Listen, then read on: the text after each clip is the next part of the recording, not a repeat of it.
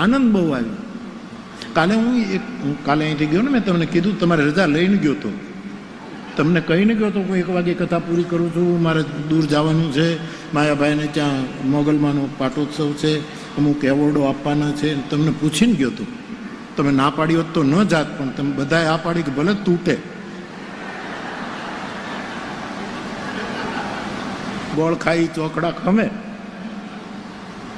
મને ખબર નહોતી કે ક્યાંક કથા હતી. એક બીજા ગામે મારે હનુમાનજીના મંદિરને પૂજન કરવાનું હતું, ત્યાં ગઈ. ત્યાં તો શરદ દાદાની કથા હતી. શરદ દાદાની કથા, પછી 10 મિનિટ કથાનું શ્રવણ પણ મેં કર્યું. વ્યવસ્થાના રૂપમાં જે કથાકારો આવ્યા છે એને ભવભૂતિ એમ કહે છે કે પોતાના સ્થાન ઉપર બેસે ને એટલે સૌ પ્રથમ તો એ માણસ નથી રહેતો, એનામાં કોઈ દેવતા ઉતરે છે. ભવભૂતિ વિંદેમ દેવતા વાચમ, ભવભૂતિ જેનામાં દેવ ઉતર્યો છે. જેમ નથી રાંદલમાની સામે તમે ભુવાને બેહાડો, અને એ તો સાચું ખોટું મારો ના જ જાણે, પણ નથી તરતો જેને માં આવતી નાખોડા ફૂલવા માંડે.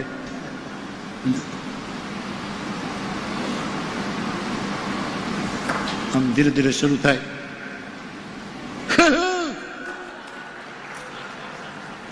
મેન રાવત બાપાએ 2 ભાદરના કાંઠે કથા, દેવળાની કથા હતી, ત્યારે રાવત બાપુ તો હાથ પછાડી જે ભુવાનું કામ કર્યું હતું એને.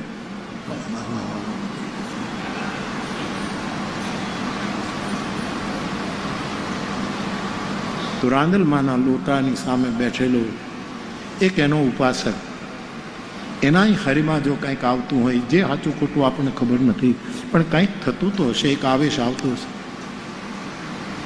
ભગવત કથાને લઈને ગાદી ઉપર બેઠો હું ત્યાં કહેતો હતો, શરદ દાદા એનામાં ભવભૂતિ કહે છે, પહેલો તો કોઈ દેવતા ઉતરે. એ માણસ આપણી સાથે હોય ત્યાં એવો નથી હોતો, ત્યાં બીજો, ત્યાં કંઈક બીજું દેવતા. વિંદેમ દેવતા વાચમ અમૃતામ. બીજું લક્ષણ, સરસ્વતી જાય સીધી બ્રહ્મલોકથી સ્વર્ગમાં.